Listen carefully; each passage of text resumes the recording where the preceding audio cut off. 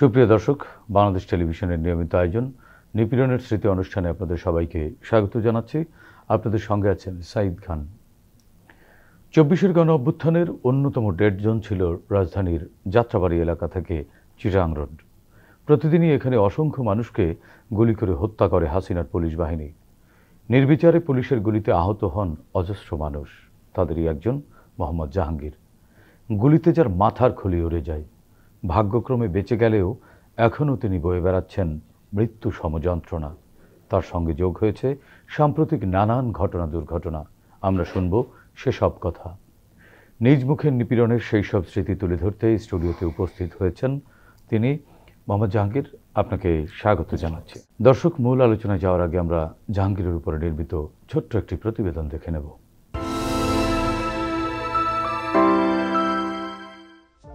মোহাম্মদ জাহাঙ্গীর নারায়ণগঞ্জ জেলার সোনারগাঁয়ের ওটমা গ্রামের চান মিয়া ও রহিমুন্নেসার সন্তান। পারিবারিক অসচ্ছলতার কারণে স্কুল শেষ করা হয়নি। একটি বেসরকারি প্রতিষ্ঠানে সামান্য চাকুরি করতেন।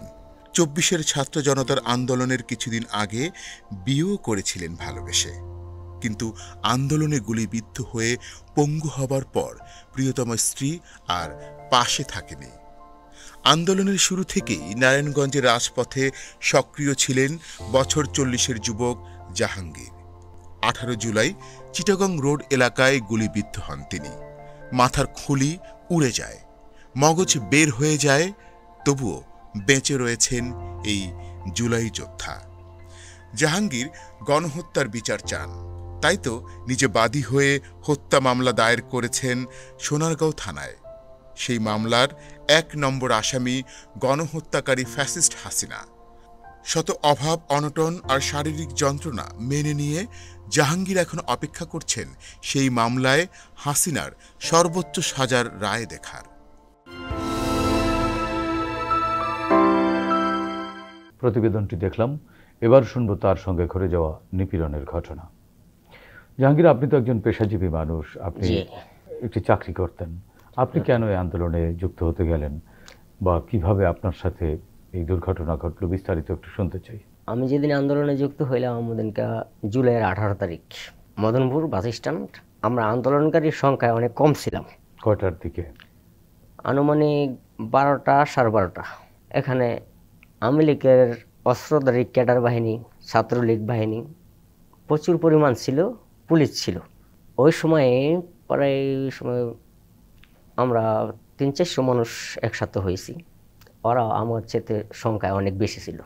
পুলিশ গুলি করার সাথে সাথে আমি অজ্ঞান হয়ে যাই, আমি পড়ে যাই। ওই ভিডিও ফুটেজটা আছে, প্রমাণ আছে। আমি বুঝতে পারি না কোন দিক থেকে লাগছে গুলিটা। আমি তো অনেক মানুষের সাথে ছিলাম, আমি পড়ে যাই। আপনি কি মিছিলের সামনের দিকে ছিলেন না পেছনের দিকে? না, সামনে ছিলাম। তো গুলিটা আমার মাথায় লাগছে, লাগার পরে আমি পড়ে গেছি। টের পান নাই? না, আমি বলতে পারবো না। তো এরপর তো আমি ৩ দিন কমাইছিলাম অজ্ঞান। কোন জায়গাটা গুলিটা লেগেছে? আমার এই যে মাথার এই বাম পাশে আমার মাথার হাড় ভাঙে মস্তকের উপরের হাড় সহ ভাঙছে। মাথার খুলি তো ভাঙছেই, মস্তকের উপরে হাড়টাও ভেঙে গেছে। উড়ে গেছে? হ্যাঁ, খুলি উড়ে গেছে। তো আমাকে অজ্ঞাত অবস্থায় আমার ছাত্র বাইরে আবার মেডিকেলে নিয়ে গেছে। কোন মেডিকেলে নিল? ফার্স্টে আমাকে মদনপুর বারাকা হাসপাতালে নিয়ে গেছে প্রাইভেটে। তো ওইখান থেকে আমাকে ওরা রেফার করছে ঢাকা মেডিকেলে। ঢাকা মেডিকেলে অপারেশন হয়। ২০০ নম্বর ওয়ার্ডে ভর্তি ছিলাম। কতদিন চিকিৎসা নেওয়ার পরে আমি সুস্থ মোটামুটি হই। তো ওই সময় তো ঢাকা মেডিকেলে লাশের মিছিল চলতো। আমি আমার নিজের চোখ দিয়ে দেখছি, আমার জ্ঞান ফেরার পরে কত মানুষ টলির ভিতরে শোয়া রাখছে।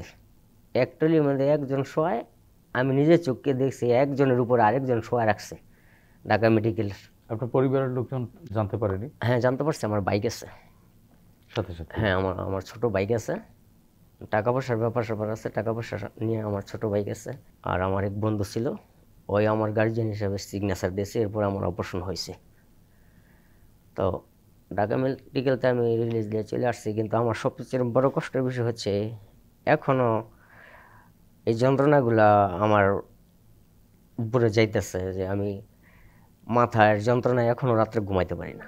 আমি বিগত ৪-৫ দিন আগে ডাক্তার দেখাইছি, ডাক্তারের রিপোর্ট অনেক খারাপ আসছে। এখন আবার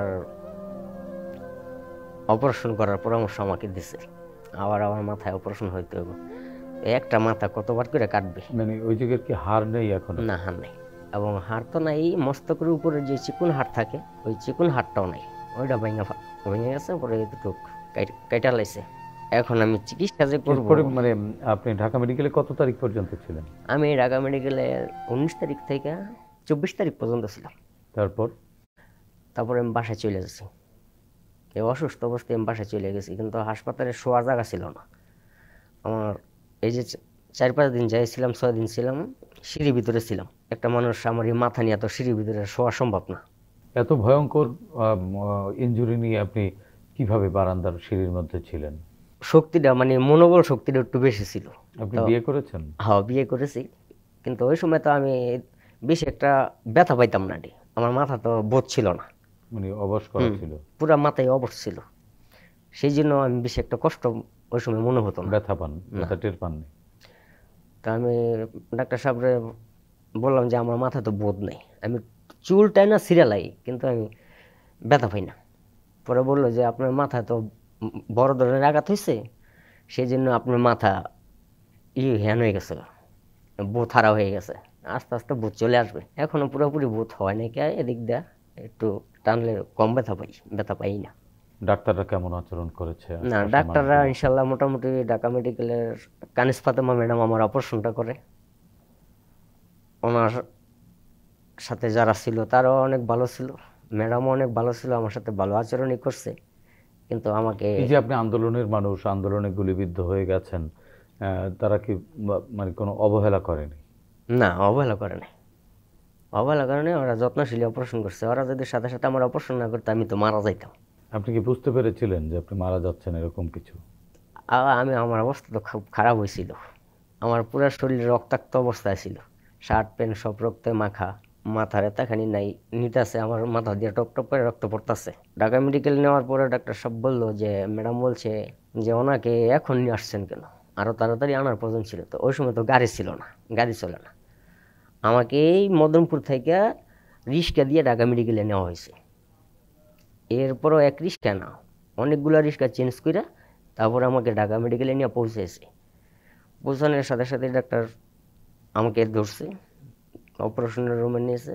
এ বলছে এই রোগী তো আর 10 মিনিট 15 মিনিট পরে আনলে তো এমনি মরে যেত রক্ত শূন্যতায়। আমার শরীরে রক্ত ছিল না, এই মাথা দিয়ে সব রক্ত কত ব্যাগ রক্ত দেয়া পড়ে গেছে। পরে 5 ব্যাগ রক্ত আমার শরীরে পোষ করা হয়েছে। 3 ব্যাগ রক্ত আবার স্টুডেন্টরা সংগ্রহ করে দিছিল, আর 2 ব্যাগ রক্ত কিনে নিতে হয়েছে। এরপরে আমার রক্ত ভরার পরে এরপর আমার অপারেশন হয়েছে।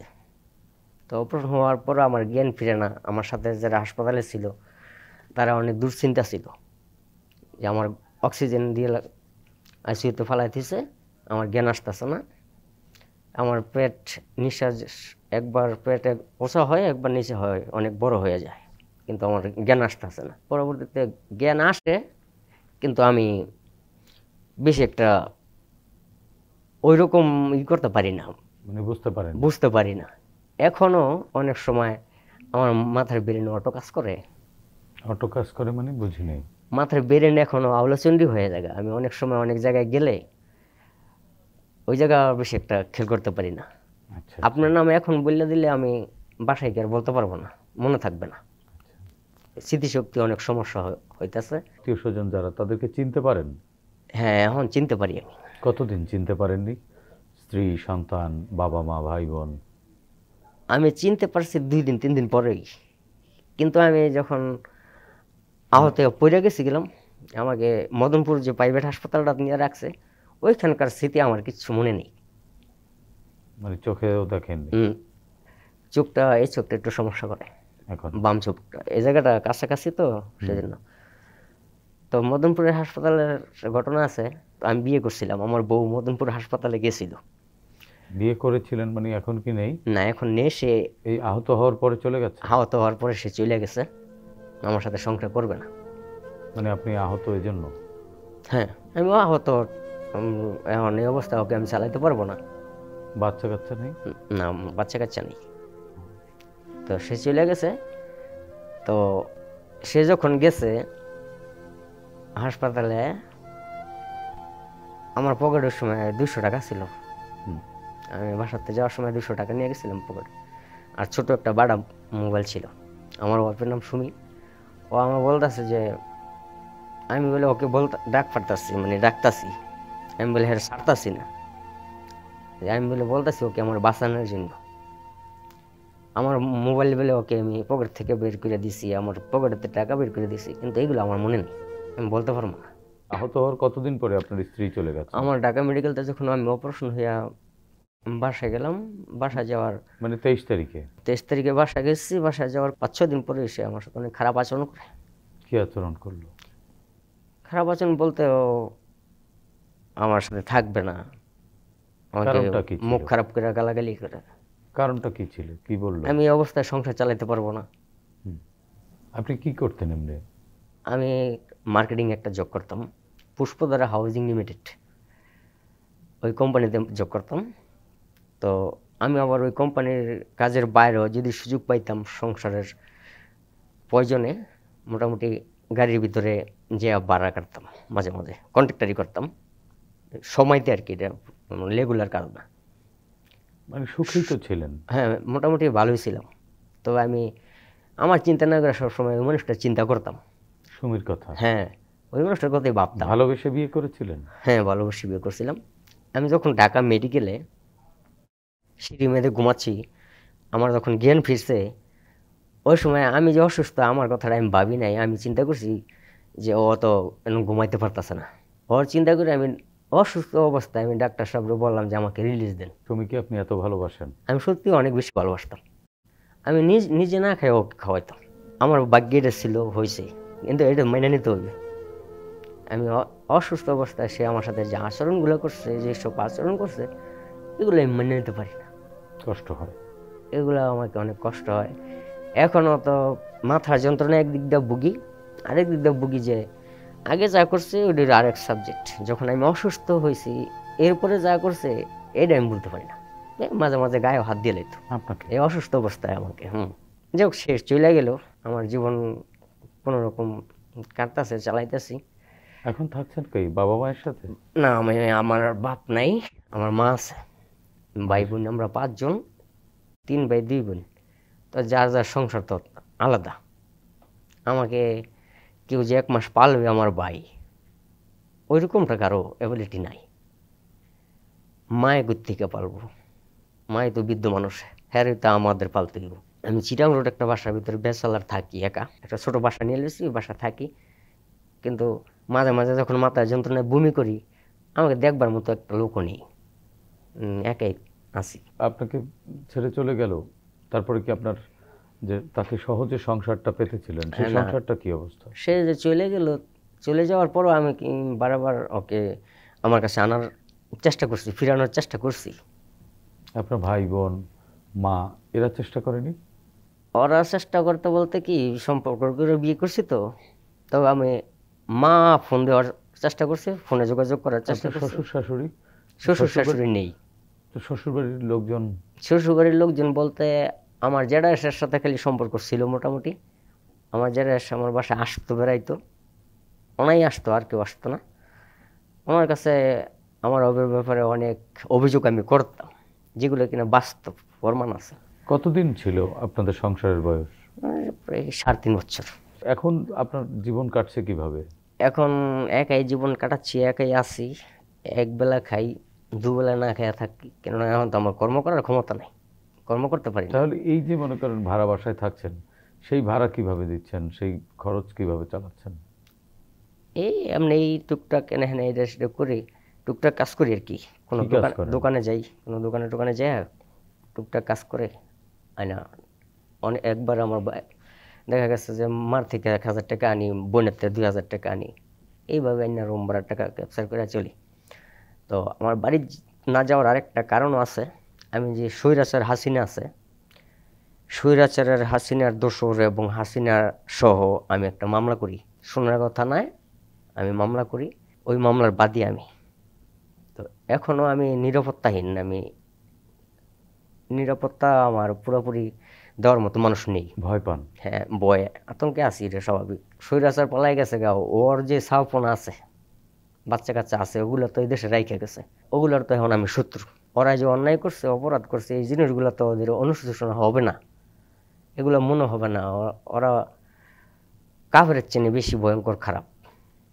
তো এই এতক্ষণটা নিয়ে আমি একটু এলাকায় একটু কম যাওয়া আশা করি। গ্রামের বাড়িতে বাড়িটারি আছে না? আমার নিজের করা কোনো ঘর নেই, সেই জন্য বাড়িতে থাকি না। আবার বিশেষ করে আমি একটু শহর এলাকায় ছোটোকালের থেকে থাকি অভ্যস্ত, এই জন্য বাড়িতেও আমার মনটা বেশি একটা টিকে না। একা একা মন খারাপ হয় কখনো? যখন আমি অসুস্থ থাকি, মাথা যন্ত্রণা হয়, ওই সময় মন খারাপ হয় বেশি। আপনার স্ত্রী চলে যাওয়ার পরেই তো শেখ হাসিনাও পালিয়েছে, তখন তো আপনি অসুস্থ। হ্যাঁ, আমি ওই সময় অসুস্থ। আপনার স্ত্রী চলে যাওয়ার পরে আপনার সেবা শুশ্রূষা কে করেছে? নিজেরটা নিজে যেতটুকু পারছি করি, কিংবা কোনো প্রয়োজন পড়লে কোনো বন্ধু বান্ধবরা ডাকি, হাসপাতালে আসতে হলে কাউকে নিয়ে আসি সাথে। মানে এখন হাসপাতালে গেলে বন্ধুরা যায় সাথে? হ্যাঁ, বন্ধুরা যায়। আপনার হাসপাতালে যাওয়ার মতো কেউ নাই? না, আমার সাথে যাওয়ার মতো কেউ নেই। ভাই একটা আছে, সে তার সংসার নিয়ে ব্যস্ত। আমার সাথে একদিন যে আয়া ঘুরলে তোর সংসার, তো ওদিনকে আর কাজে যাওয়া হবো না। সেই জন্য বন্ধু বান্ধব আছে দুই একজন, মাঝে মাঝে যদি সময় পাই, যে ভাই সময় পাইলে আমার সাথে একটু চলো। চিকিৎসার খরচ বহন করলেন কিভাবে? চিকিৎসার খরচ বহন করছি কিভাবে? প্রথম চিকিৎসার খরচগুলো আমি সম্পূর্ণ টাকা ঋণ করেই করছি। কত টাকা খরচ হয়েছিল? পরে 1,70,80,000 টাকার মতো খরচা হয়েছে। ওগুলো আমি ঋণ করেই করছি। সরকার থেকে আমাকে 1 লক্ষ টাকা নারায়ণগঞ্জ ডিসি অফিস থেকে দেওয়া হয়েছে। আমাকে একা দেয় নাই, যেদিন দেওয়া হয়েছে ওদিনকে আমাদের 212 জন একসাথে 1 লক্ষ টাকা করে একটা চেক দিছে। ওই টাকা দিয়ে আমি ঋণ দিয়ে দিছি। যে ঋণ করে চিকিৎসা হয়েছিলাম ওই ঋণ দিয়ে আমি দিয়ে দিছি। তো এরপরে বাদ বাকি 70,000 টাকা কিভাবে দিলেন? বাদ বাকি 70,000 টাকা এখনো মানুষ পায়, ফেরত চায় না? না, আমার এই অবস্থা দেখতেছে, যার থেকে নিচে ওরা অনেক ভালো, ওরা সহযোগিতা করে? ওরা সহযোগিতা করছে। আপনি কোনো দলের রাজনীতির সাথে জড়িত? হ্যাঁ, আমি বিএনপির ছোটখাটো একটা সাধারণ কর্মী। আপনার দল বিএনপি, বিএনপি আপনাকে সহযোগিতা করবে না? মানে বিএনপি সহযোগিতা করবে না করবে এটা আমি এখনো শিওর না, আমি বলতে পারি না। তবে ইউনূস সাহেবের কাছে একটা অনুরোধ থাকবে যে আমরা যারা আহত আছি, যারা নিহত পরিবার আছে, কিংবা আমরা আহত যারা আছি, কর্ম করে জীবনে চলতে পারবো না, আমাদের জন্য যাতে একটা কিছু করে যায়। আর জুলাই সনদরা যাতে পূর্ণভাবে আমাদের দিয়ে যায়, যাতে আমরা নিরাপদ থাকতে পারি। মামলার কি অবস্থা? আপনি যে মামলা করেছেন? আমার মামলা ইনশাল্লাহ, মামলার অবস্থা অনেক ভালো। মামলা ট্রাইব্যুনালে আছে, তবে কিছুদিনের ভিতরে চার্জশিট দিবি। কতজন আসামি করেছেন?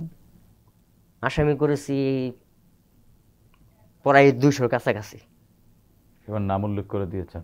হ্যাঁ, সবার নাম উল্লেখ করে দেওয়া হয়েছে। এর প্রধান আসামি হাসিনা।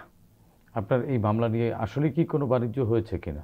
জি না, আমার মামলা নিয়ে বাণিজ্য কি করবে? আপনি কোনো হুমকি ধামকি পেয়েছেন কিনা? হুমকি দামকি তো মোটামুটি টুকটাক যাই পাইছি, হুমকি দামকি তো দিবেই। হুমকি দামকির আমি ভয় পাই না।